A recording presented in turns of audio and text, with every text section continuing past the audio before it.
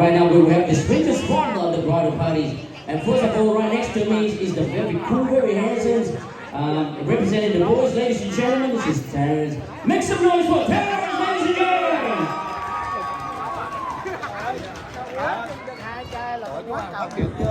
My name is everybody doesn't know my name is Terrence. I am the unofficial best man at Sang's wedding. I am in the line of grooms who are absolutely awesome. Eddie, Jerome, Kian. Make some noise for them. I couldn't have done this all without them.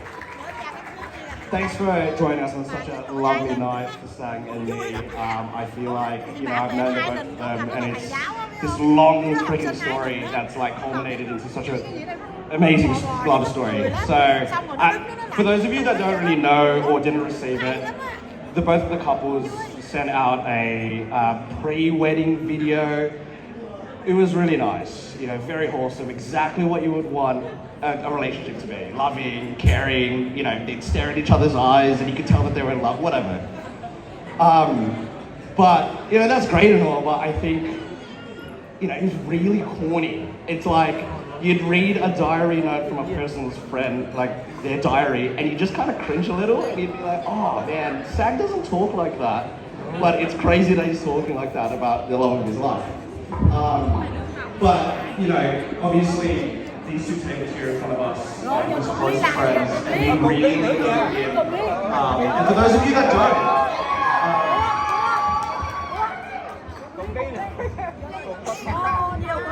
for those of you that don't know him, and you know him as just a super corny dude who's well dressed and kind of went to uni, does like great things, he's a very traditional Vietnamese dude, goes to uni, gets a finance job, HR. He's actually not. He's actually like a lot worse than that. And I really struggled to come up with today's speech because if you don't know Sang can be the most boring and forgettable person ever. Yet, at the same time, Sang can be the absolute funniest person that cares for you so much. So, in this me and Sang used to have this thing where, we'd never have anything to do, and he'd always ask me, what do you want to do today? And I'd always say, dude, let's just ride the wave, whatever. So in the spirit of, our friendship, I've decided to just absolutely wing this, because every time I said that, it would always lead to something really memorable, which I'll talk about, and I'm hoping today's speech is going to be one of those. So like I said, Sang hasn't always been this person, and it's in large part due to the fact that he hangs out with these friends, and we absolutely pull him down. We are the worst people to be hanging out with. He, on paper, Sang, goes to uni, gets great, marks and stuff like that, gets a great job, but his group of friends suck. We get into trouble, we pull Sang into trouble, and we make him become that. And before Sang got with me and they started dating, Sang was this person. He was equal to all of us. There's so many dumb stories where, he'd be out on a night and he would just get so drunk and he would go missing. And there's a really dumb story where he got drunk in the city and he went, he went missing and we couldn't find him. And a few of us had to drive around the area, Fairfield and stuff like that to look for him. And it wasn't until we found him laying down in his lawn, butt naked, with no pants, and we realized Sang's there. Mind you, at this night he lost his pants and his phone. And it's just in stark contrast to what you see in Sang today. And it's not just the irresponsibility of Sang. Sang as a man, it took a while for him to get to who he is today. There's another story that, he went out with my best friend actually, Kevin, and they went hiking, and there was a story where they were right here, and across was another rock, and this other couple had fallen off the rock. It was a totally messed up situation. And Sang was just wigging out and just froze. And in the right situation, you kind of needed to be brave. And so Kevin kind of did that, but Sang didn't do anything. He just wasn't that guy yet, whatever. Not yet. But like I said, it wasn't until he started dating me that, he started to really become more of a man. And it was a really beautiful thing, because I've known Nee since, year 5. And she's so much better than him. He's, definitely, aiming beyond what he should be getting. But it was a beautiful, like I said, it was a beautiful story, because as they started dating, he became more and more of a man. He became more and more, loving. Let's say that in a positive but we just became more of somebody that is way better than all of our friends. And we were like a shining example of what we should be, but we don't often, become. But I'm so glad that this amazing person in your life has done that. And thinking about tonight, you being so caring, there was a few years ago, I nearly killed myself by accident, and the morning afterwards, the first person who visited me was Sang. And it was a really lame encounter because he looked at me and he cried, and then I cried, and then we were both crying, and then the rest was just kind of looking at us with like two dudes crying. But it was such a meaningful moment, and I think, tonight, seeing you so happy with your wife, I am actually really glad that I didn't die that night, because I can see one of my best friends, getting absolutely everything he's ever wanted. And I've never told you that. And you know how reckless I am, but I really mean that, and I'm so glad I and your friends are here with you now, because you are amazing.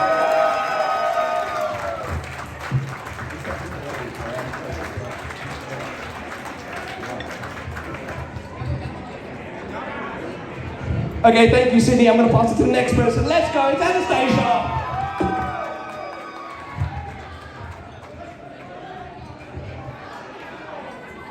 Hello everyone, I'm Anastasia, Nyi's best friend. So this is the first bridesmaid speech I've ever prepared, and I'm so honoured and happy to be here today to celebrate Nyi and Sang. So most of the time I'd have Nyi or Sang proofread my resume or work emails but not this speech for obvious reasons. Nyi, it felt like yesterday when Sok, Angie, you and I were sitting in your dad's living room having heartfelt conversations. We would talk about our dreams, work, boys, and more boys, and really just life. Those memories I'll cherish forever. Fast forward 10 years later, seeing you grow and achieve so much, and now marrying your second best friend, Sang.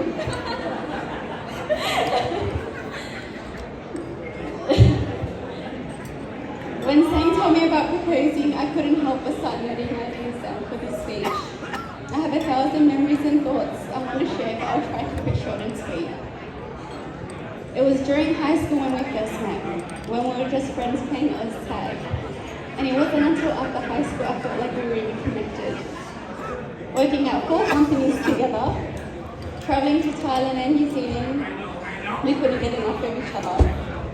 There's vulnerable times at work and the gym, stories we haven't shared with anybody else.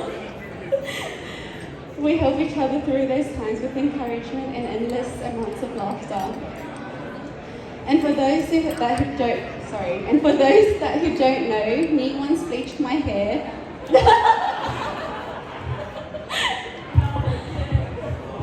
And I still decided to be her friend.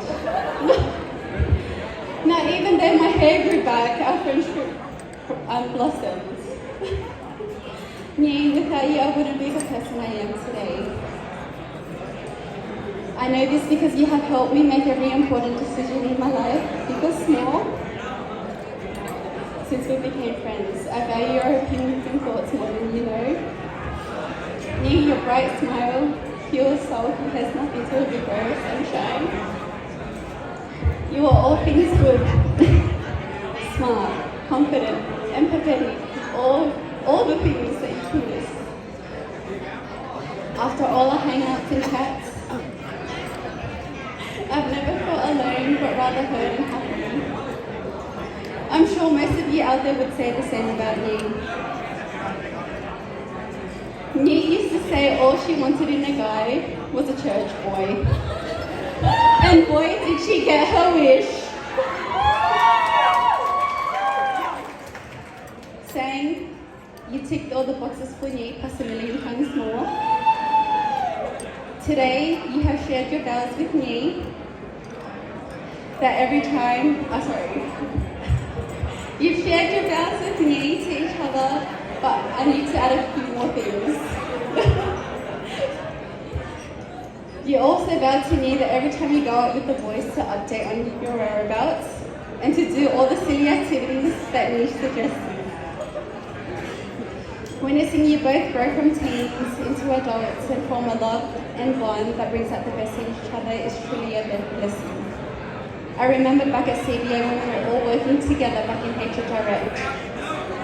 You two would have little giggles together, but I saw everything. At that moment, Angie and I even said to each other, you would be both such a great couple, and look where we are now.